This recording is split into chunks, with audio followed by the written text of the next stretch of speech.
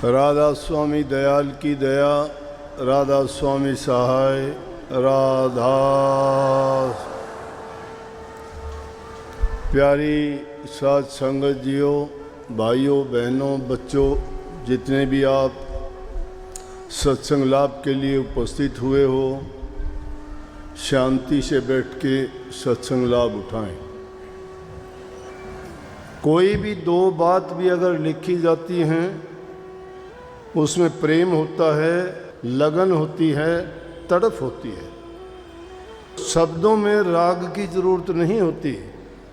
राग तो वही मन की खुराक है, कानों की खुराक है, लेकिन वाणी रूह की खुराक होनी चाहिए। उनमें रूहानियत झलकनी चाहिए, जिसमें तप की, त्याग की, साधना की, अभ्यास की बात होनी चाहिए। क्योंकि सत्संगियों को इन चीज़ों से तो पहले ही उपरामता हो चुकी होती है। दुनियादारी की चीज़ों से वो तौबा कर लेते हैं और उनको चाहिए जिन वाणी में प्रभु से मिलाने का प्रेम हो, उसमें रूह के लिए वो शिक्षा होनी चाहिए कि जिस पर चल के उसको रूहानी दर्जों पे चढ़ाई में सहायता मिले और उनको पाके उसकी आत्मिक संतुष्टि हो। ये चीज़ें तो हम अपने मन को खुश करने के लिए करते हैं। उनमें चाहे आप भजन हैं, रागनी हैं, फिल्मी गीत हैं और दूसरे तीज त्योहारों, ब्याह शादियों में गाने वाले गीतों से भी आनंद लेते हो। वो अवसर अवसर की बात होती है, लेकिन सत्संग में तो वही वाणी सत्संगियों को अच्छी लगती है कि जिसमें सतगुरु का गुणगान हो, सत्संग का बखान हो, मालिक की प्रार्थना हो, बेनती हो और जिसमें तड़प हो। बात तो इसमें बहुत बड़ी कही गई है। एक शिष्य के दिल में जब लगन और उमंग जगती है, अपने प्रीतम के लिए जब किसी को तड़प लगती है, तो वो ऐसे ही पुकार करता है। अनेकों इसके उदाहरण महापुरुषों ने दिए। पपैये को सवाती बूंद की तड़प होती है, हिरण को सुनने की तड़प होती है, उसमें मगन होता है। तो वो क्या करते हैं कि उसी तड़प के लिए, उसी विरह के लिए पतंगे को सम्मा की जरूरत होती है। लेकिन संतों ने इसको शिक्षा के रूप में दोनों तरफ से बता दिया।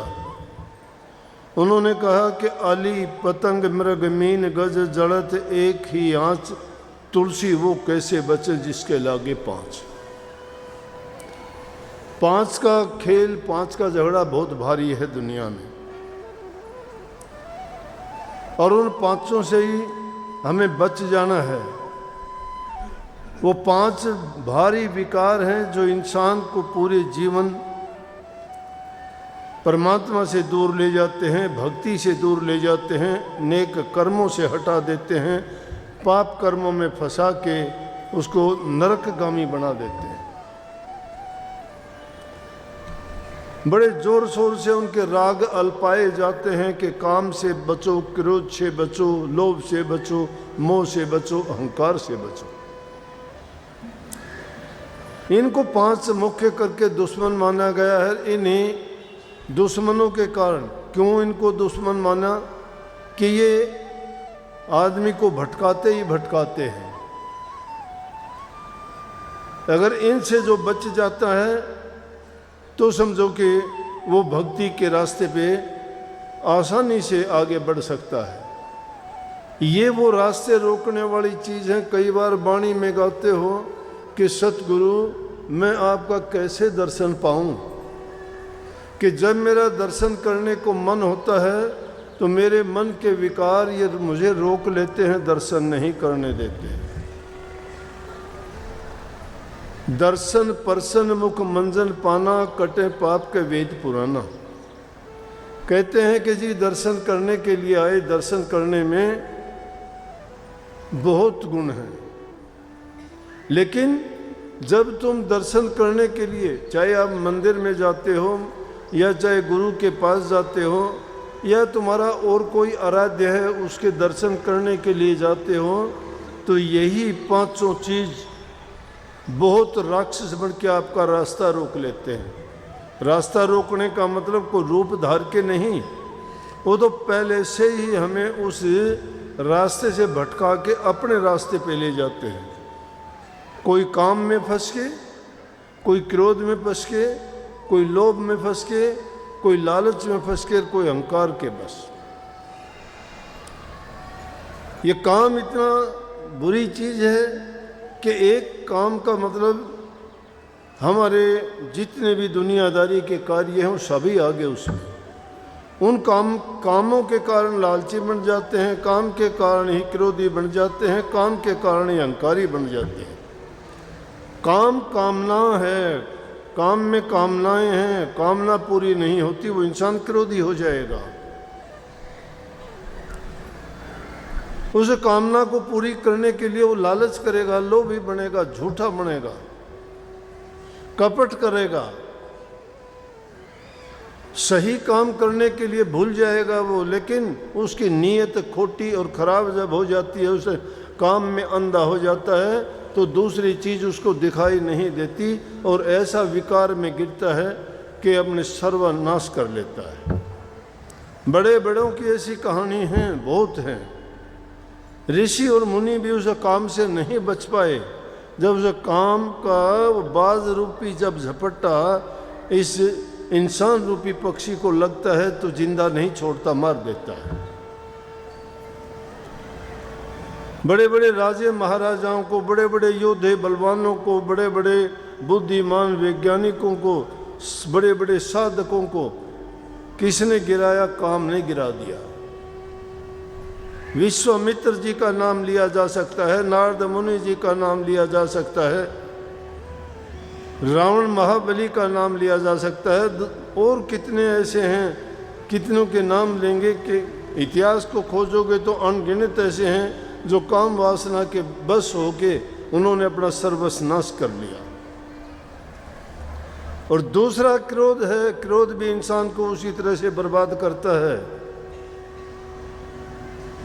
छोटी मोटी बात पे हम बिना समझे, बिना धैर्य रखे संतों के पास जाते हैं। वो क्यों कहते हैं कि भाई शांति रखो, धैर्य रखो, इंतज़ार करना चाहिए, सहन करना चाहिए। घड़ी आती है, बुरी आती है, भली आती है, लेकिन वो घड़ी चली जाती है, रुकती नहीं है। उस घड़ी में अगर तुम थोड़ा भी धैर्य रखोगे, उस समय पलट जाएगा, जगह बदल जाएगी, हालात बदल जाएंगे और उस बुराई से भी बच जाओगे। लेकिन जब हम धैर्य नहीं रखते, अपना आपा खो देते हैं, संयम नहीं रखते, तो ऐसे हालात पैदा करते हैं जिससे हमें बहुत बड़ा नुकसान उठाना पड़ता है। एक समय की बात, क्रोध की बात, अनेकों बार ऐसा देखा है कि जितने भी वंश खत्म हुए, जितने राज खत्म हुए, वो सब के सब क्रोध के बस उनके नाश हुए। अगर क्रोध नहीं करते, वो अगर सोचते, विचार करते कि दुनियादारी में ये चीज़ें कोई साथ लेके नहीं जाता, यहीं पे रह जानी है, चंद रोज़ के लिए हम क्यों उनको अपना मान के, दूसरे का मान के, उन पर अपना हक जता के क्या करते हैं? आखिर छोड़ के ही तो जाना पड़ता है, कोई साथ जाता ही नहीं। वही चार आदमी उसकी एक बना के पिंजरी पे लेटा के ले जाते हैं। शमशान घाट में जगह होती है, ये मिट्टी का पुतला है क्या ये? फरीद साहब ने कहीं देखा, उसने एक इंसान की मृत्यु हो गई, उसको मिट्टी में दबाने के लिए कब्र में ले जा रहे थे, वहाँ रख दिया। फरीद साहब देख के हैरान हो गए, क्योंकि जैसी जिसकी भावना, विचार और ख्याल होता है ना, वो इंसान उसी चीज़ के बारे में हमेशा उसकी सोच रहती है। कामी का गुरु कामनी, लोभी का गुरु दाम, भक्तन के गुरु संत, संतन के गुरु राम। कामी आदमी हमेशा कामनी के बारे में सोचता रहता है, काम वासना के बारे में सोचता है। लोभी इंसान हमेशा अपने लाभ के लिए, पैसे के लिए, धन के लिए, जोड़ने के लिए इन बातों में फंसा रहता है। भक्त लोग गुरु के बारे में सोचते रहते हैं और संत परमात्मा के बारे में ही सोचते रहते हैं। उनकी वृत्ति वहीं लगी होती है। जो उन दुनियादारी की चीज़ों में फंसते हैं वो अपना सब कुछ खो देते हैं। जो प्रभु की भक्ति करते हैं, चाहे दुनिया के पदार्थ उनके पास कुछ ना हो, लेकिन उन्होंने सब कुछ पा लिया है, उसने अपने आप को जीत लिया है, उन्होंने प्रभु के दरबार में अपना स्थान बना लिया है। वो उस शांति के घर में जब पहुंच जाता है तो बार बार दुनिया के झमेले में, झगड़े में, इस जन्म मरण के चक्कर में नहीं आता। एक सेठ था, कारोबार करता था, कपास का फैक्ट्री लगी हुई थी। क्रोध की बात, लाखों का माल पड़ा था फैक्ट्री में। काफी सालों के बाद उसको कोई बच्चा नहीं हुआ था। एक लड़का पैदा हुआ, वो भी कैसे, पत्नी को कभी महात्माओं के पास लेके गया, कहीं डॉक्टर वैद्यों को दिखाया, कभी ज्योतिषियों से दिखाया, कभी पंडितों से दिखाया, लेकिन इंसान अपनी ज़रूरत को पूरा करने के लिए जब तक पूरी नहीं हो जाती तो हर दरवाजे को खटखटाता है, सोचता है कि मेरी इच्छा यहाँ से पूरी होगी, मेरी इच्छा यहाँ से पूरी होगी। और मैं कहता हूँ एक खुदा का दरवाज़ा खटखटाया करो, सबकी इच्छा पूरी होगी। जन जन के दरवाजे खटखटाने से नहीं, उसका दरवाज़ा खटखटाओ जो सब चीज़ों का मालिक है, वो आपको मालोमाल कर देगा, देरी नहीं लगेगी। लेकिन बात मैं कह रहा था कि पहले दूसरी तरफ ना चली जाए। जब फरीद साहब ने उसको देखा मुर्दे को दबाने लग रहे थे, तो अब विचार करते हुए कहता है कि देख फरीदा, मिट्टी खुली, मिट्टी खुली, जमीन को खोद रखा है। अपने आप से कहता है, देख फरीदा, मिट्टी खुली, मिट्टी उत्ते, मिट्टी डुल्ली। ये इंसान भी मिट्टी है, मरने के बाद सब मिट्टी हैं, हम मिट्टी में ही मिल जाना है। कहता है कि देखो मिट्टी तो है ये, इसको मिट्टी में ही मिलना है। और अजरज की बात है, मिट्टी खोदी गई है, मिट्टी में डाल रहे हैं, ऊपर भी मिट्टी डालेंगे। क्या हुआ तो हम कौन हैं? मिट्टी। बोले कि देख फरीदा, मिट्टी खुली, मिट्टी उते, मिट्टी डोली, मिट्टी हंसे, मिट्टी रोवे, अंत मिट्टी दा मिट्टी होवे। क्यों करता बंदा मेरा मेरी, 3.5 हाथ जमीन बतेरी, ना कुछ तेरा ना कुछ मेरा, ये जग जोगी वाला डेरा। कुछ नहीं है। जोगी वाला डेरा क्यों है? जोगी का कैसा महल है, आज यहाँ है तो कल वहाँ है, आज यहाँ गया कल वहाँ गया। ये जीव भटकता फिरता है। तो इसे मिट्टी के मूर्ति के लिए हम क्या क्या नहीं कर जाते, कितने कितने पाप नहीं करते, जीवन को बर्बाद करते हैं। जीवन तो कितने, इससे पहले बाणी गाई थी कि नर तेरा चोला रतन अमोला व्यर्था खोवे मत ना। सुन रहा था मैं, कितनी कमाल की बात है। कितने देह मिली थी नर की, तना भक्ति करी नहीं हर की। जो ये देह मिली थी भक्ति करने के लिए मिली थी, लेकिन वो तू नहीं करता। इंसान का शरीर इसलिए नहीं मिला कि ये एल फैल करके इस जीवन को, इस हीरे और जवाहरात रूपी सांसों को बर्बाद कर दो। और सांसों की बर्बादी भी इन्हीं चीज़ों के कारण ज़्यादा होती है। अगर तुम सांसों की क्रिया पर कंट्रोल करना सीख जाओ तो तुम्हारी उम्र भी बढ़ जाती है, रोग भी कम हो जाते हैं, शरीर भी स्वस्थ रहता है, और उससे दिमाग, ख्याल, विचार सभी पवित्र होते हैं। इसलिए इंसान को चरित्रवान बनना चाहिए। जो इंसान चरित्रवान नहीं है, जो ब्रह्मचर्य का पालन नहीं करता है, ब्रह्मचर्य भी दोनों तरह का, मानसिक भी शारीरिक भी। मान लिया शारीरिक ब्रह्मचर्य की तुम दुहाई दे दोगे कि हम शारीरिक ब्रह्मचर्य कर रखा है, हम नहीं काम में पड़ते नहीं ऐसी, लेकिन जब तक तुम्हारी वासना काम में है तुम्हारा ब्रह्मचर्य पूर्ण नहीं है। जो विचारों से ब्रह्मचर्य का पालन नहीं करता वो भी ऐसा ही है। विचारों का भी ब्रह्मचर्य का पालन करना बहुत आवश्यक है। मानसिक विचार उसके बिल्कुल उससे भिन्न होने चाहिए। जब मानसिकता तुम्हारी सही होगी फिर शरीर का ब्रह्मचर्य करोगे, वो तुम्हारे लिए बहुत ही गुणदायक, लाभदायक और फायदेमंद रहेगा। और जिन्होंने उसका पालन किया है उनके तंदुरुस्ती, शरीर के स्वस्थ, ये रोजाना की शिकायत जो रहती है ना, उन लोगों में कमी होती है। वो लोग भजन करने के लायक नहीं रहते, वो लोग सुमरण नहीं कर सकते, उनको वचन कोई काम नहीं करता, इसीलिए गुरु के वचन सुनते हैं, लेकिन उस वचन सुनने से उनको कोई फायदा नहीं है। सुनते हैं, वो सुनने के बाद खत्म, वो कुछ नहीं है। अगर तुम सच्चे मार्ग पर चलोगे तो थोड़ी बहुत है, इंसान को इतनी रोजाना शिक्षा मिलती है। हमें तो गुरु की चाय एक बार कप में मिली थी, जिंदगी बदल गई। तुम रोजाना खाते हो, मेरा झूठा, तुम्हारा तो किसी का मैंने कुछ बदला देखा नहीं।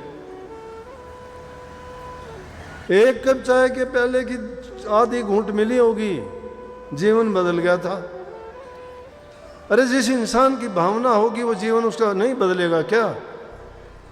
एक तमाशा और मेला मान के अगर हम आते ही हैं तो ये किसकी मन की खुराक है? ये इसलिए उनको 5 दुश्मन इसीलिए माना गया। उन दुश्मनों के साथ हमारा रोजाना झगड़ा रहता है, ये तो बाहरी दुश्मन है। लेकिन हमने उन दुश्मनों के माध्यम से दुनियादारी के अपने रिश्तेदारों को, अपने भाईचारे को, अपने समाज के लोगों को दुश्मन बना लिया है। क्योंकि उल्टा काम करने के कारण वो दूसरों को अच्छे नहीं लगते तो विरोधाभास होता है। जहाँ विरोधाभास होता है तकरार होती है, वही झगड़े और लड़ाई होती है। और जब लड़ाई झगड़े होंगे तो सारी बेचैनी होगी, सब कुछ गया, बर्बाद हो गया इंसान का। रात दिन उसी उधेड़ बुन में रहता है। कहाँ तुम परमात्मा की भक्ति करोगे, कहाँ तुम्हारी सोच अच्छी होगी, कहाँ नाम का सुमरण करोगे? अगर सच्ची भक्ति करना ही चाहते हो, भक्ति को भी सच्ची क्यों कहा? अरे भक्ति है, उसको भी हम कहते सच्ची भक्ति। इसका मतलब भक्ति झूठी भी है। वो झूठी भक्ति है जो नहीं मानते। सच्ची भक्ति वो होती है जो अपने तन, मन और धन से लगे उस चीज में, सर्वस्व अर्पण करके। तो मैंने उस सेठ की बात बताई, बहुत धनवान था, काफी जगह घूमने फिरने के मालिक की कृपा हुई। मालिक के दरबार में कमी नहीं है। सच्चे दिल से जो पुकार करता है वो सबके दुख, दर्द, पीड़ा को समझता है। लेकिन हमें उनके पुकार करने की, प्रार्थना करने की, विनती करने की, उनसे मांगने की लज्जत तो नहीं है, तरीका तो नहीं आता। उनके सामने रोते ही तो नहीं है, उनके सामने भी झूठ और कपट से ही कहते हैं परमात्मा सुनना मेरी। दिल में कुछ और होता है, करते कुछ और हो। अगर सच्ची पुकार करो वो सुनता नहीं है। अरे तुम्हारी इंसान भी सुन लेता है, पशु पक्षी भी तुम्हारी बात को सुनते हैं, बोलते हो तो। लेकिन जो सारी सृष्टि का रचयिता है, सबको संभालता है, सबकी सब जरूरतें पूरी करता है, क्या उसको दिल से पुकारोगे तुम्हारी पुकार नहीं सुनता? क्या सुनी गई उसकी पुकार? रोजाना ऐसे ऐसे काम करते हुए देखे, प्रभु की कृपा हुई, उनको एक लड़का हुआ। लड़का जब इतनी मेहनत के बाद कोई चीज मिलती है तो बहुत अच्छी लगती है। इंसान रात दिन उसी के बारे में सोचता रहता है, सब कुछ उसके लिए लुटा देता है। अपने जीवन में जो अर्जित करता है सोचता है सब इसी का है, मैं इसके लिए क्या नहीं कर दूं। सब कुछ उसी के लिए करता था, कमाता था, बड़ा अच्छा कारोबार चलता था, सब बड़ा प्यार करते थे, नौकर छोड़े हुए थे, वो खाने पीने का, ओढ़ने पहनने का, खेलने कूदने का, सब प्रकार की उसके लिए बंदोबस्त थे। कभी वो घर जाता तो कभी फैक्ट्री में सेठ के साथ आके वहाँ खेलता। सेठ बड़ा खुश होता उसको खेलते हुए देख के। लेकिन इस जिंदगी में पता नहीं इंसान किस किस का कर्जवान है, किस प्रकार से वो कर्जा चुकाना पड़ता है, ये तो दाता का, विधाता का विधान है कि उस विधान के अनुसार सारे कार्य होते हैं। लेकिन इंसान की लापरवाही भी कई बार बहुत गलत करवा देती है। क्या हुआ कि लड़का फैक्ट्री में आ गया, वहाँ खेलने लग गया। सेठ कहीं देखने के लिए गया कि मशीनें ठीक काम कर रही हैं, नौकर ठीक काम कर रहे हैं कि नहीं, मैं देख के आता हूँ। बच्चा खेल रहा था, खेलते खेलते माचिस पड़ी हुई थी, उसने माचिस की तिल्ली जलाई। अब फैक्ट्री किसकी? रुई की थी, कपास की। कपास तो बारूद जैसी होती है, उसने जो ही वो जलाई वो उसमें लग गई आग। सेठ ने देखा, धूं धूं करके सब जलने लगी, लाखों करोड़ों का माल था। क्रोध आया। ये क्रोध बहुत बड़ा दुश्मन, ये दूसरा दुश्मन का बता रहा हूं। इतना क्रोध आया उसको कि गुस्से में आके उसने वहाँ बट्टे रखे हुए थे, एक बट्टा दे मारा बच्चे को। बच्चा सिर में लगा, लगते ही वो गुजर गया। बच्चा गुजर गया। नौकर था, जाके घर सेठानी को बता दिया कि सेठानी फैक्ट्री में आग लग गई। बोली बहुत बुरा हुआ। बोली फिर कहने लगा कैसे लगी? कि बच्चे ने इस तरह तिल्ली जलाई थी और वो रुई में गिर गई। सेठ ने बच्चे को मारा, बच्चा गुजर गया। सेठानी ने जब सुना तो उसके तो बहुत ज़्यादा मोह था अपने बच्चे में, उसने फांसी ले ली वहीं पे। नौकर ने आके बताया सेठ घर चलो, सेठानी ने तो फांसी ले ली। जब उसने फांसी की सुनी तो उसने भी अपना काम कर दिया पूरा। एक क्रोध के कारण पूरा परिवार बर्बाद हो गया।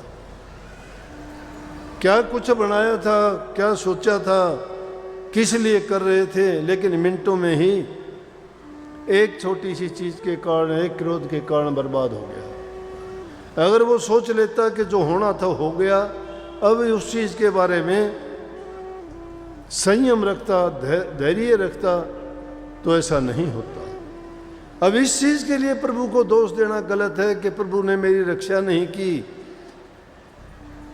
उसने क्यों ऐसा किया, मैं तो ये करता था, उसको बहुत याद करता था, ये किया वो किया, पूजा पाठ करता था, उसने ऐसा क्यों किया। लेकिन अपनी गलती को इंसान नहीं देखता है, इसलिए इसको दुश्मन माना गया।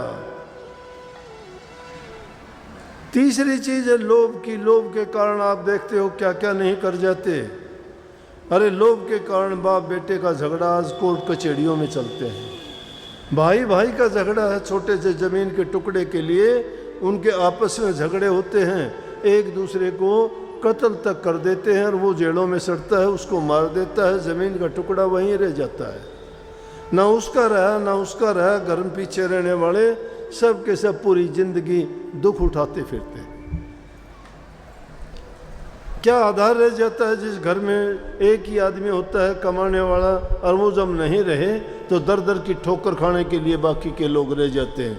ना वो ज़मीन का टुकड़ा उनका रहा ना उनका रहा, वो उसको उसने मार दिया, वो जेल में सड़ के मरेगा। क्या किस कारण है ये ऐसा? लोभ के कारण। ये लोभ ऐसा दुश्मन है कि जिसको लोभ जब लग जाता है तो इंसान रुकता नहीं है। नहीं देखते क्या रोजाना अखबारों में, टीवी में बड़े बड़े पैसे वालों के पास जब उन पे के वो रेड पड़ती है, उनको देखते हैं तो कितने नोटों के बंडल निकलते हैं, और यूँ नहीं देखते कि हमारे देश में लोग भूखे सड़कों और फुटपाथों पर पड़ते हैं, सोने के लिए उनके पास मकान नहीं है, खाने के लिए अन्न नहीं है, पहनने के लिए कपड़े नहीं हैं, सर्दी गर्मी बरसात में उनकी हालत क्या होती है। जीवन इंसान का है, जीते पशु की तरह से हैं, और वो दूसरे उनके नोट उनकी कोठियों में सड़ते हैं, उनके ऊपर रेड पड़ती है, उनको लोग यूं ही ले जाते हैं, ना उनके रहते। लेकिन इतना कुछ होने के बावजूद भी वो गलत तरीका जिससे वो कमाते हैं उसको छोड़ते फिर भी नहीं। ये लालच ऐसी चीज है।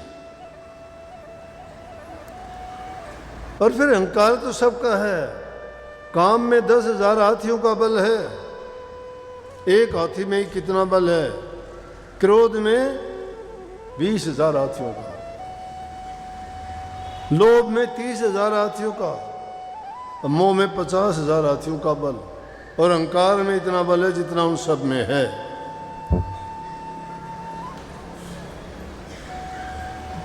तो इसलिए ये भारी चीज, ये पांचों विकार कहो, दुश्मन कहो, ये इतने बली हैं कि यही हमें घुमाए फिरते हैं पूरे जीवन में।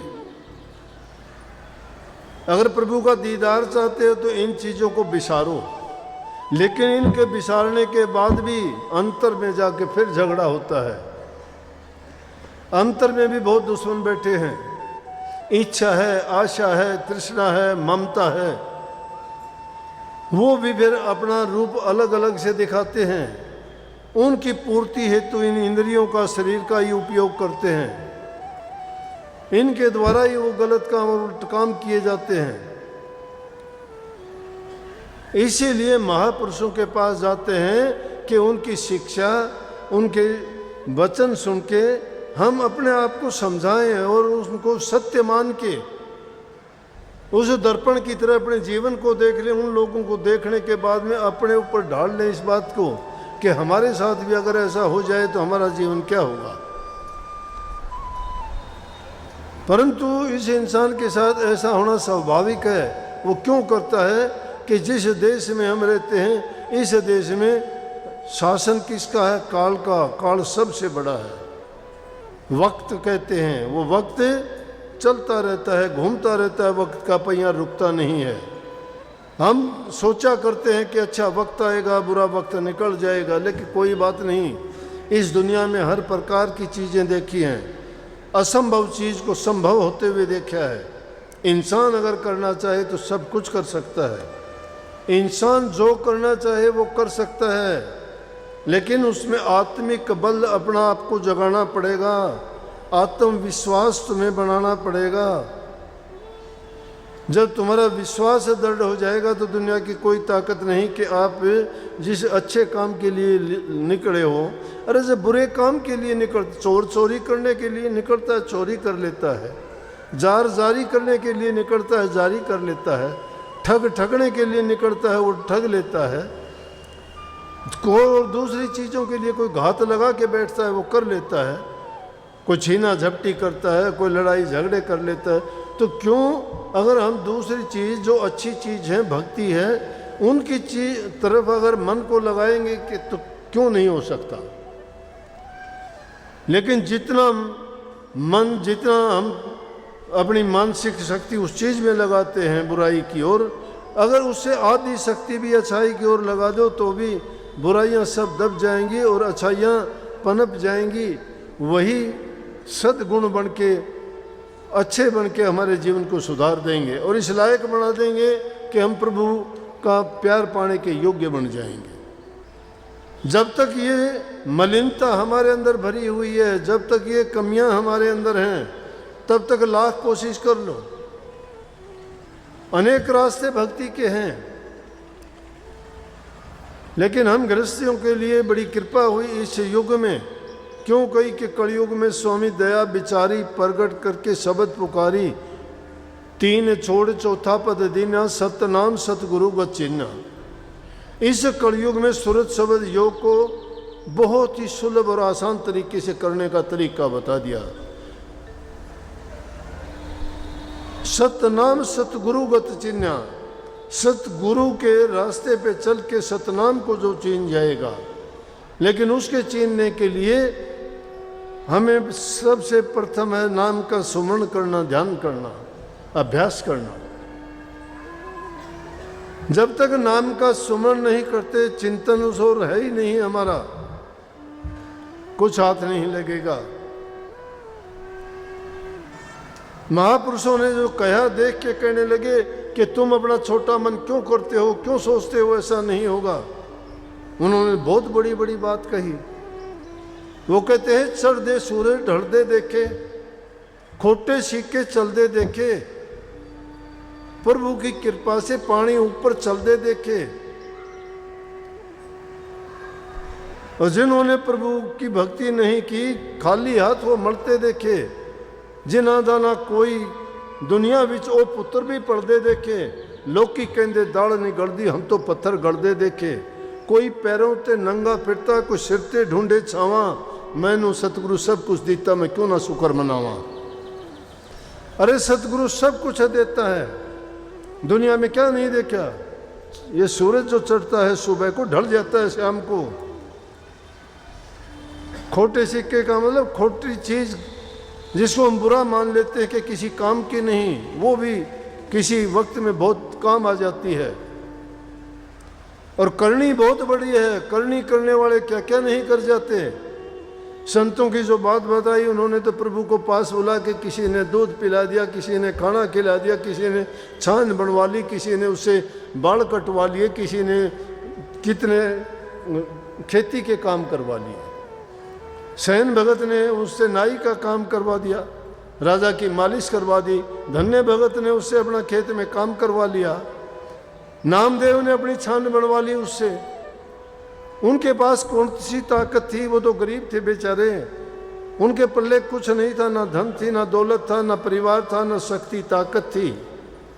उनके पास थी आत्मिक शक्ति, उनके पास थी सच्ची भक्ति, उनके पास था सच्चा प्रेम। जो सच्चे रास्ते पे चलता है और सच्चाई के साथ चलता है, मालिक उसके हमेशा साथ खड़ा हो जाता है। तुम सच्चे मन से चलोगे ना, तो ये रोजाना के किसी दूसरे के आगे जाके हाथ फैलाते हो, कोई किसी चीज़ के लिए, कोई किसी चीज़ के लिए, ये हाथ फैलाने की ज़रूरत नहीं रहेगी। वो हाथ प्रभु के सामने फैलाया करो, सतगुरु से मांगा करो। सतगुरु तुम्हारे अंतर में बैठा हुआ है, उसको ढूंढने की कोशिश किया करो। ये बात कहने सुनने की नहीं है, ये बात बड़ी मर्म की है कि उसको खोजना चाहते हो तो प्रवेश कर जाओ अपने अंदर में। इन 9 द्वारों में भटकते हो तुम, वो तो बाहर की तरफ दुनियादारी की ओर खुलेंगे, वो तो तुम्हें इन्हीं चीज़ों की ओर लेके जाएंगे। लेकिन तुम्हारी लगन जब जैसी होगी, तुम अपनी परवाह नहीं करोगे। उस पतंगे की भांति जो आशिक है उसे दीपक का सम्मा का और परवाना बन के जब दीपक के पास जाता है तो उसकी पंख जड़ो तन जड़ो, वो उसी के वार फेर के अपना जीवन खराब कर देता है, लेकिन अपनी लगन नहीं छोड़ता। उस हिरण की तरह से अगर सच्चे आशिक हो, उसको पाने के, उस धुन शब्द धुन को सुनने के लिए, तो उसमें अपने मन को लगाया करो। ये बाहर के दरवाज़ों को बंद करके अंदर की जो तुम्हारी इंद्रिय हैं उनको खोल के देखो। उनसे जो धुन प्रकट होगी वो धुन तुम्हें सुनाई देगी, वो तुम्हें उसी प्रकार से मस्त और मगन बना देगी। फिर उसके बाद तुम्हें ये होश ही नहीं रहेगा कि क्या दुनिया के ये रस और दुनिया के भोग, ये झूठे भोग और झूठे रसों के कारण हम अपना ही खून पी के अपने आप को ही बर्बाद कर रहे हैं। इसको कुत्ते की हड्डी कहा गया है। जिस प्रकार से किसी कुत्ते को घूमते फिरते हुए सूखी हड्डी मिल जाती है, उस हड्डी को लेके जाके छिप के कहीं एक तरफ कोने में या किसी दूसरी जगह गुप्त जगह में जाके उस हड्डी को चबाता है। डर है कोई छीन ना ले दूसरा आके, लेकिन हड्डी में कुछ है ही नहीं, हड्डी तो सूखी हुई है। वो हड्डी को चबाते चबाते उस कुत्ते के खुद के मसूड़े फूटते हैं, उसमें खून निकलता है। उस खून को जब जीभ ऐसे चाटता है तो सोचता है कि खून हड्डी से आता है, हड्डी में कुछ नहीं है। अपने ही खून को चख के सोचता है कि मुझे आनंद आ रहा है। इसी प्रकार इंसान अपनी ही बर्बादी करके सोचता है कि मुझे आनंद इन चीज़ों में आ रहा, उन चीज़ों में आनंद नहीं। आनंद का भंडार हमारे अंदर में है, वो अमीर रस अंदर में भरा हुआ है, जिसके पीने से आदमी अमर हो जाता है। सब व्याधि रोग कष्ट दूर हो जाते हैं। लेकिन वो कहाँ है जिसको पलटू साहब ने कहा है? उसको पाने के लिए ये इंसान एक प्रकृति में उस उल्टे पेड़ की तरह से है, जिसकी शाखाएं नीचे की तरफ, जड़ ऊपर की तरफ है। पलटू साहब ने उसको उल्टा कुआं कहा है कि उल्टा कुआं गगन में तिसमें जड़े चिराग, तिसमें जड़े चिराग जड़े बिन रोगन बाती, जलता है 6 ऋतु 12 मास जड़े दिन राती, निकसे एक आवाज चिराग की ज्योति माही, कोई गुरमुख सुनता और कोई सुनता नहीं, पलटू जो कोई सुने तिसके ऊंचे भाग। उल्टा कुआ गगनमर्तीश में जड़ चिरा। ये जो उल्टे कुएं में जब उस 10वें रास्ते के द्वारा तुम अधर मंजिलों में पहुंचोगे, जो एक रहस्य है हमारे लिए, लेकिन संतों ने इशारतन बखान किया है उनका। उनको ये ना मान लेना कि उन्होंने सत्य सत्य वही कह दी जो बात है, नहीं, वो अनुमान रूप में कही गई है। प्रमाण तो इंसान खुद अनुभव करता है, जब ही पता लगेगा। बताने के लिए दुनियादारी की चीज़ों के नाम लिए गए हैं, कहीं मृदंग का नाम ले दिया तो कहीं बीणा का नाम ले दिया, तो कहीं सारंगी सितार का नाम ले दिया, तो कहीं बंसरी का नाम ले दिया। लेकिन इनसे तो बहुत ज़्यादा धुनी है, कितनी धुनी अनेकों प्रकार की आती हैं। चरणदास ने तो उनको 10 प्रकार की बता दिया, और वो सब की सब एक जगह की नहीं, अलग अलग है, कोई ऊपर कोई नीचे, पता नहीं कितनी कितनी एक एक मंजिल पे कैसी कैसी आती हैं। उनको सुन के मन मगन होता है, मन मगन होता है। जब संत कहते मन मगन भया फिर क्यों बोले। मन मगन जब हो जाता है, बोलने की जरूरत नहीं, जिसने भी पाया उसी ने छिपा लिया। किसी कहते छिपा लिया, अरे छिपाया क्या, बता नहीं सकते, क्योंकि जो चीज़ अनुभव करती है उसकी जबान नहीं है, वो खुद अनुभव करती है, लेकिन वो किस जबान से बखान करे। तो संतों ने कह दिया कि गूंगे का गुड़ है वो। जैसे गूंगा आदमी कोई मिठाई को खा लेता है, मिठाई को पाके खुश तो हो जाएगा, मस्त मगन होगा, हंसने लगेगा, लेकिन तुम उससे पूछ नहीं सकते, गूंगा होता है, बहरा भी होता है ना, उसको तुम्हारी बात उसको पता ये क्या पूछता है, उसकी जबान नहीं है, वो क्या बोले।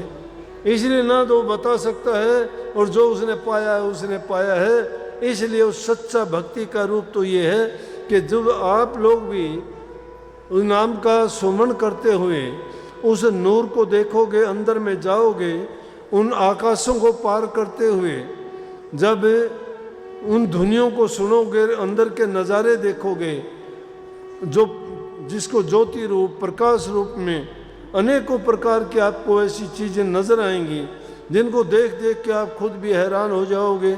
लेकिन वो चीज़ें इस संसार में विशाल और विराट रूप में बनाई गई हैं, और वही इंसान के शरीर में सूक्ष्म रूप में बनाई गई हैं। उनमें चलने के लिए जो 3 मुख्य नाड़ियां हैं, बाईं ओर को एड़ा नाड़ी है, दाईं ओर को पिंगला नाड़ी, ये उन इलाहाबाद के पास में गंगा, जमुना और सरस्वती तीनों नदियों की भांति है। उनमें 2 तो जाहिर में हैं, लेकिन तीसरी सरस्वती गुप्त है। इसी प्रकार से जो तीसरी नाड़ी है सुषुम्ना नाड़ी, वो उन दोनों में गुप्त रूप से जाके मिल जाती है। असल रास्ता वही है, उस पे ही चल के साधक ऊपर चढ़ते हैं, चलते हैं, और उन मंजिलों को पाने के लिए ये सबसे सुगम रास्ता भी यही है, और दूसरा रास्ता है ही नहीं। चाहे कठिन है तो सुगम है, तो वो वही तीनों नाड़ियों के रास्ते पे चल के उस मंजिल को पाना है। लेकिन उसके लिए मेहनत कठोर करनी पड़ेगी, बाहर की वृत्तियों को रोकना पड़ेगा। अंदर में धीरे धीरे एक दिन का काम नहीं है। अभ्यास करते करते करते करते जब जाओगे, बहुत टाइम लग सकता है। जिनके पवित्र विचार हैं, पीछे की अच्छी करनी है, पिछले जन्मों में नेक कर्म करके आए हैं, या भक्ति के रास्ते पे चलते हुए उनके रास्ते में कोई बाधा आने के कारण दोबारा इंसान का चोला मिला है, तो उनको बहुत जल्दी भी ऐसे अनुभव हो सकते हैं। लेकिन जिनको नहीं होते उनको भी चिंता करने की ज़रूरत नहीं है। ये एक वाणी गाया करते हैं, लाग्या रही ये प्रेमी मेरा भाई रे, तेरी बनत बनत बन जाई रे।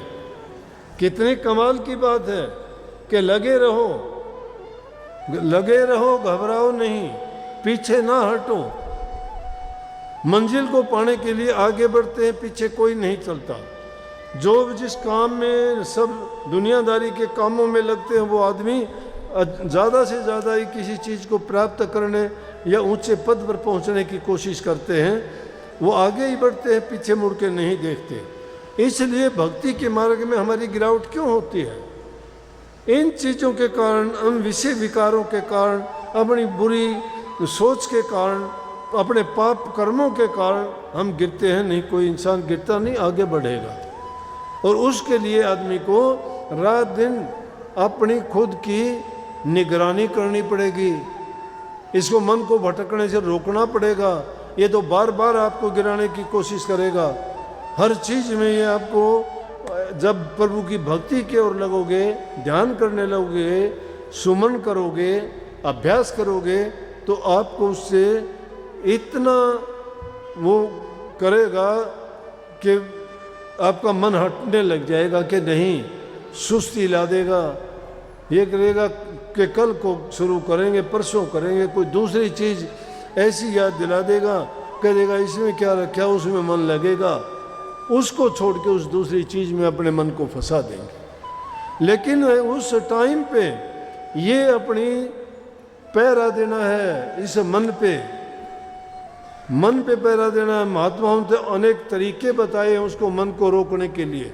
जब मन ऐसा करता है तो उस मन को छकाओ, एक ही दिन में ऐसा काम कर दो कि मन आगे कभी सोचे ही ना। महापुरुषों ने तो अनेक तरीके बताए, कई बार पहले भी जिक्र आया होगा। महात्मा का एक बार अभ्यास करते करते मन में आया, जंगल में बैठा है कि आज तो जलेबी खाओ।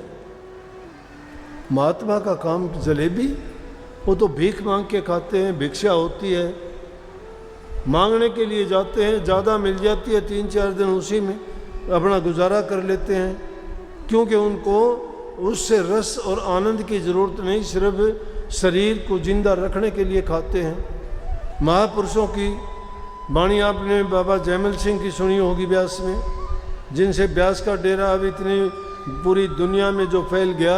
उन्होंने ब्यास नदी के किनारे इतनी करनी की कि रोटियां सूखी भी तार में टांग के रख देते थे अपनी झोपड़ी में, और जब खाने का टाइम होता पानी में भिगो के सूखी रोटी कितने कितने दिन की खाई।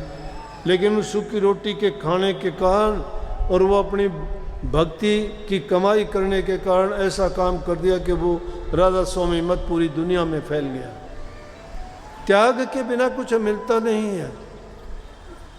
तो मन तो पता नहीं क्या का क्या करेगा, उनका क्या मन नहीं था? क्या उसके मन में ये विचार ख्यालात नहीं पैदा हुए होंगे? उन महापुरुषों के जीवन से हमें ये सीख लेनी चाहिए।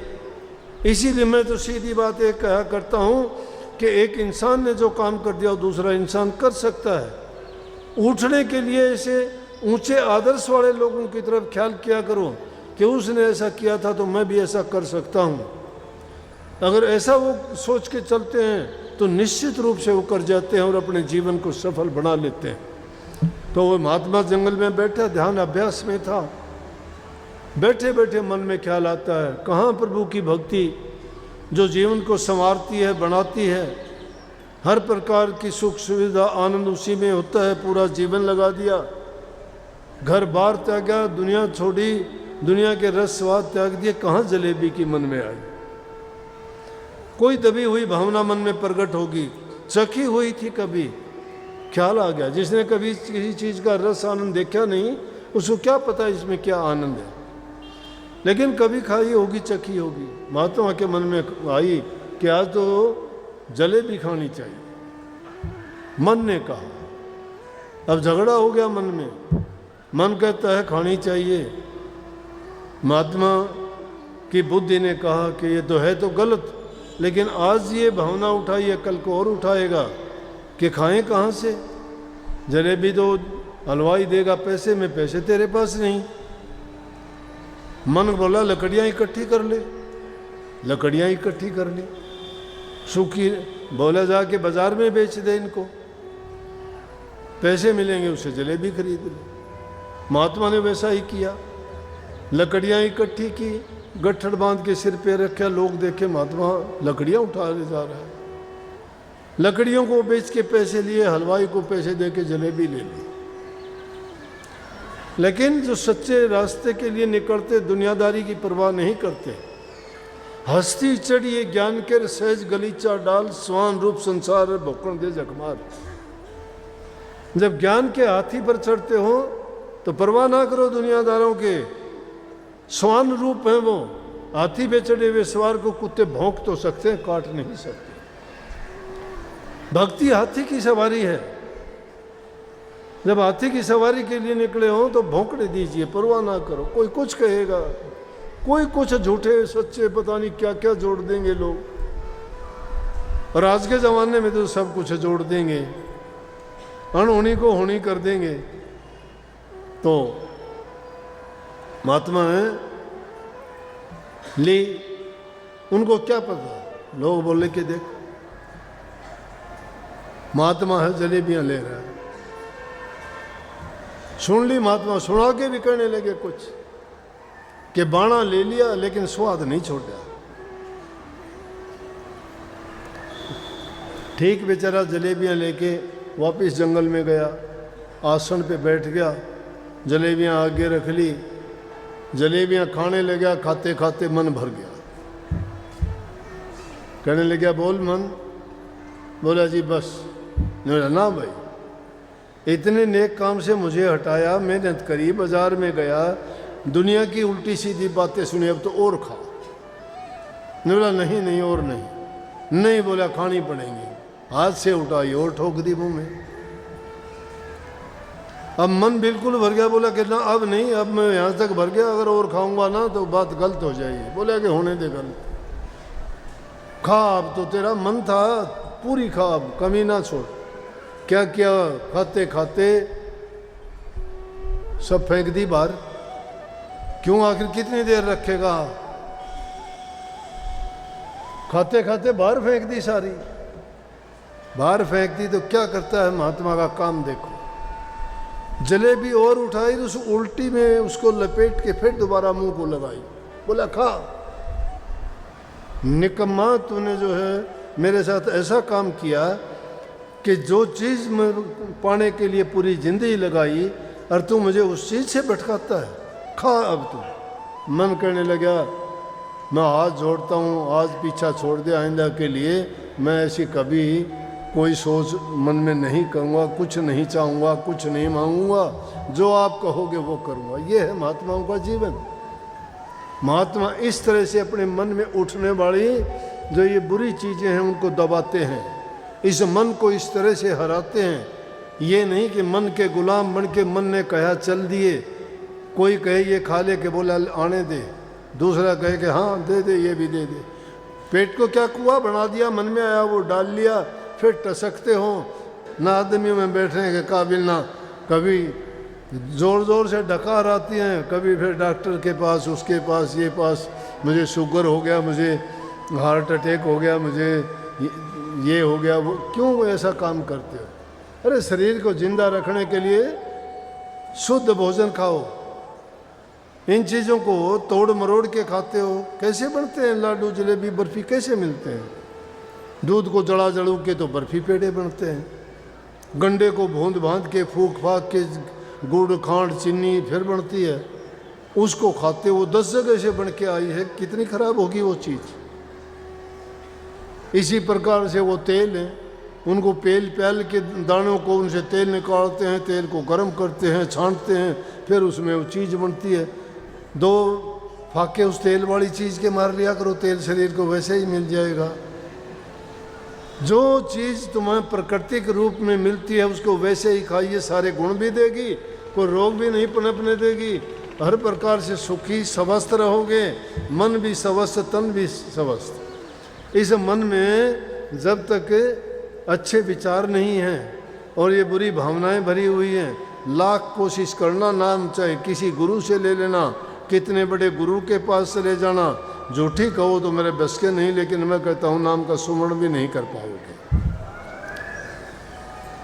अगर तुम सच्ची भक्ति करना चाहते हो ना, तो मन के छिपे हुए विकारों को निकाल दो। बहुत कचरा भरा हुआ है हमारे मन में, रोजाना रात दिन उधेड़ बुन में रहते हो, मैं ये क्या करूं, उसका क्या करूं। अरे तुम कुछ नहीं कर सकते, तुम अपना खराबा करते हो, अपना बिगाड़ करते हो, अपने विचारों को दूषित करते हो।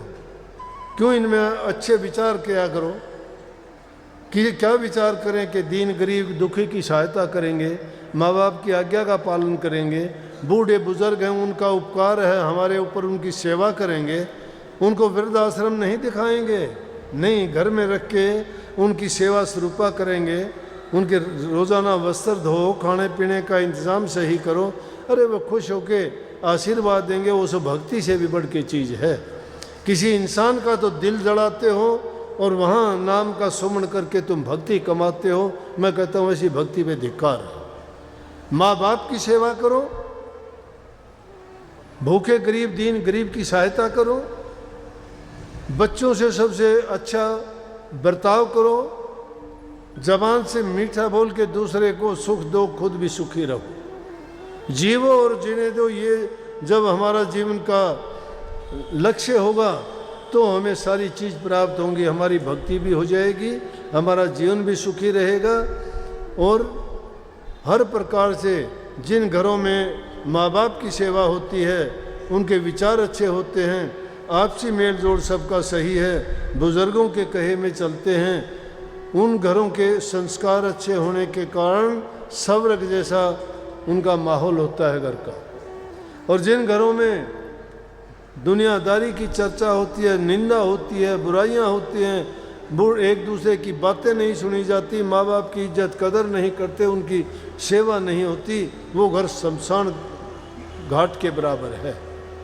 इसलिए सुख जिस घर में है हर चीज़ वहाँ पर बहुत सुलभ है, भक्ति भी उनके लिए उतनी ही सुलभ हो जाएगी। प्रभु भी उनके घर में आके वास करेगा, लक्ष्मी उनके घर में आके वास करेगी, शांति भी वहीं आ जाएगी। लक्ष्मी, शांति, परमात्मा सब के सब उनके घर में आके जब वास करेंगे, हर चीज़ में उनको पाने की ज़रूरत नहीं, उन्होंने पा लिया है गुप्त रूप से, उनको पता ही नहीं लगा। जिस घर में ये चीज़ें आ जाती है सोच लो कि ये अच्छे लक्षण हैं, इसका मतलब प्रभु की कृपा उन पे बरस रही है। जो चीज़ तुम्हें, ये भी भक्ति है, ये लौकिक भक्ति है, वो परलौकिक भक्ति है, वो रूहानी भक्ति है, संसारी भक्ति है। संसारी भक्ति किए बिना वो भक्ति करना, रूहानी भक्ति के रास्ते में आप कदम नहीं रख सकते। तो भाई जीवन में नेक काम करो, अच्छे काम करो। ये जीवन बार बार नहीं मिलना, पता भी नहीं कब किसने चला जाना, इसलिए जीवन रहते हुए अच्छे काम करोगे, तुम्हारे जाने के बाद भी तुम्हारे गीत गाए जाएंगे। वैसे तो मरने के बाद कोई 10 दिन भी किसी को याद नहीं रखता, लेकिन जो इंसान नेक कर्म करके जाता है उसको हमेशा के लिए, आज दादू पलटू कबीर नानक सबरी और ये नहीं है दुनिया में, लेकिन ना होते हुए भी उनके रोजाना के जिक्र क्यों होते हैं? अमर हैं, देह रूप में नहीं है, विदेह रूप में हाजिर हैं वो। उनके उनका गुणों का गुणगान क्यों किया जाता है कि वो नेकी के रास्ते पर चले थे और वो उनकी नेकी आज भी जिंदा है, वो सदा सदा के लिए अमर है। मूर्ति चली जाती है, प्रकृति कभी नहीं जाती। इसलिए नेक काम करो और उसके साथ साथ गुरु के बताए मार्ग पर चलो। गुरु आपसे यही चाहता है कि नाम का सुमन करो, अभ्यास रोजाना किया करो, धीरे धीरे करते जाओगे, तुम्हारा मोक्ष द्वार खुल जाएगा और तुम्हारा जीवन का लक्ष्य पूरा होगा। सबको बहुत बहुत आशीर्वाद। राधा मालिक आपको शक्ति दे, भक्ति दे, शांति दे, प्यार दे और हर प्रकार से आपका जीवन सुखी हो। बहुत बहुत आशीर्वाद। राधा।